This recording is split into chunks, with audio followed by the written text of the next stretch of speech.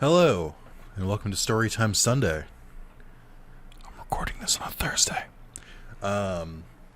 This is going to be the story of my experience in the restaurant industry, and the extent of my experience there. And this was brought about by it was actually a friend of the channel, Spencer, also known as Skullcat. Check him out. He posted again, and I've seen the statement before, but it's just like saying that everyone should work some form of retail or restaurant job. And I agree. Everyone should do that. Everyone should work some form of like customer facing job. A, to learn how terrible the world is, and B, so that you can endeavor to not be part of the terrible world that people experience at their jobs and stuff like that. Just don't be an asshole. But it made me remember a very long dormant story that I have not told in quite some time, if ever. And I told it to Carlos, who laughed his ass off. So I was like, all right, well, that's content. I guess I'll make that. So, let's start. I was in, I believe, I was in middle school. And for some reason, I went back and visited my elementary school. I don't know if I was like there to like do something with the administration. I don't know if I like had went with friends to like visit old teachers, 'cause that was the thing you used to do. But regardless, somehow I wound up talking to my former sixth grade teacher, Mr. P, after school, and we were just shooting the shit, whatever, just talking as an adult teacher and a middle schooler do. Just a variety of conversations we must have had. But it came back to, and it inevitably does. Every time I talk to a teacher after like they taught me, the same thing where it's like, Nick, you're so bright.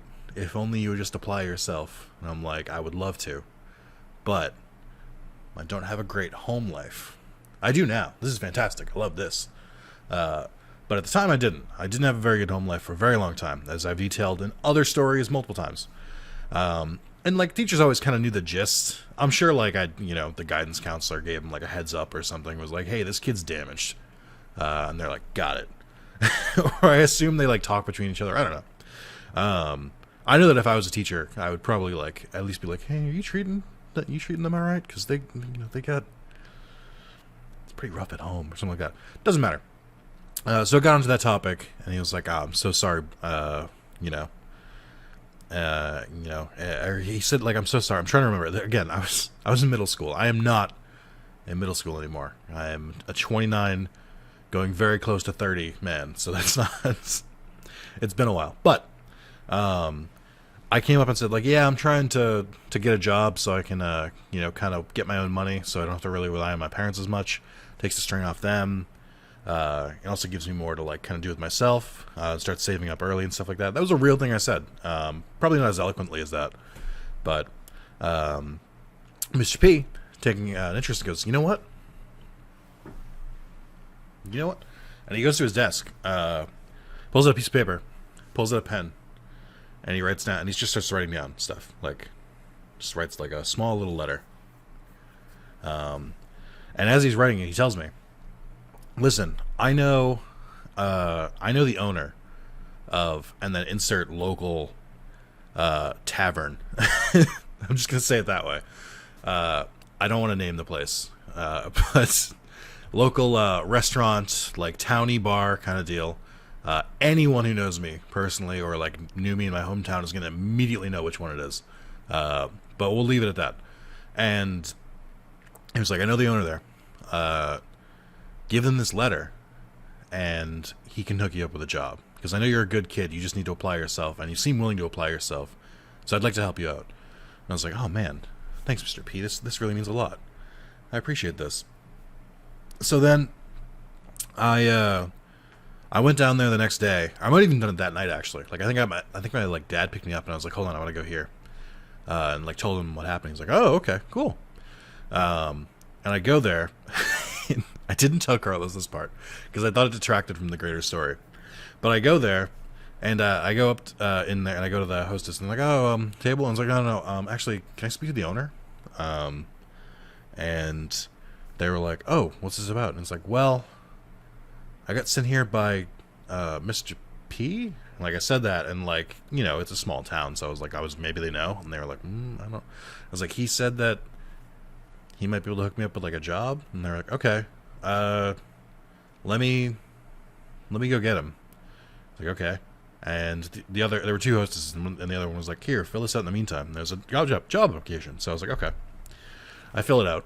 It was pretty quick. You know, it's basic stuff. The info I knew, believe it or not. Like, I know my name. I know all that stuff. Not to brag. I do know my own name.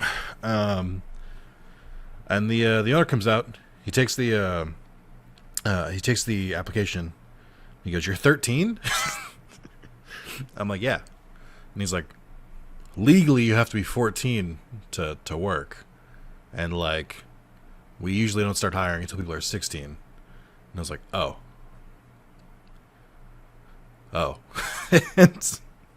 and then he's like, "Come back when you're 14," or he's like, "When you turn 14." And then, ironically, pretty similar to now, I was like, I don't know, like 2 months. Not I don't know. I was like 2 months. And he was like, "Okay, come back in 2 months and we'll talk again." I was like, "Okay." So then time passes, as time does, and I go back when I'm 14. I go like 2 days after my birthday. No, I didn't, and I'll tell you why. My birthday is December 20th. Please commit that to memory. Got it memorized, so you can shower me with birthday gifts. But no, my birthday is December 20th, which, for those who are familiar with the calendar, is 5 days before Christmas. So I think I waited until probably the first week of January, because most places just sort of shut down from my birthday to New Year's. So I waited until things calmed down. I went there in like the first week of January. This I remember very, very vividly, because I remember there was like some snow on the ground, so like I remember having to like bundle up a little bit and go in there. But I go back and be like, "Can I speak to the manager? I was supposed to follow up, or the owner. I was supposed to follow up with him about a job." And they're like, "Oh yeah, sure." And I think one of the hostesses was there again. It's like, "I remember, yeah, sure." So he didn't call me back, which every other job that I've ever like applied somewhere and like filled in an application or something, they call you to their office to be like, to go through it there. So he comes out. He's like, "Yeah, step outside for a sec." And I was like, "Okay." And I go outside, and I go, "So is there? Do you think I'll be able to get a job?" And he goes, "No." And he said it just like that. It was literally just no. And then he lights up a cigarette and he starts taking a smoke break. I was like, "Oh, how come?"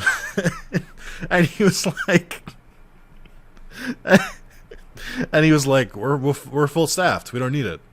And I was like, "Okay, but what about Mr. P?" And he was like, That was his whole reaction. It wasn't like, I don't know him that well. It wasn't like I know, right? But I just don't have any openings. It was just, I was like, "Okay, thanks anyway," and went home. And that's my experience with the restaurant industry. I later went on to get a retail job as a cashier for a small town grocery store, which I then upgraded to a bakery in the same grocery store, which I then upgraded to GameStop, which I then upgraded to 24-hour overnight manager at a 7-Eleven for 8 years, which I then upgraded to unemployment, which I then upgraded back to GameStop, which I then upgraded to WB Games. So, worked a lot in retail. Never worked in the restaurant industry, and I think it's because that guy was like not cut out for it. And I was like, I don't know why, but I guess not. So I wanted to tell that story because the idea of a teacher being like, "I'm gonna help you out. I'm gonna use my goodwill in this town. I'm gonna do that." Writes a note. Me giving the note to him, essentially for him to go, "No." It's just so fucking funny. And then, like, I hadn't remembered the story for the longest time because I had buried it so deep in my subconscious. But when I saw, like, restaurant work, for some reason I was like, oh, why didn't I never, how come I never worked in a restaurant? And I was like, oh, that's why. It's just so fucking stupid. But, yeah, that's my experience with the restaurant industry. I hope the misleading thumbnail, or I'm sorry, misleading title didn't throw you off. But, what else am I going to title this?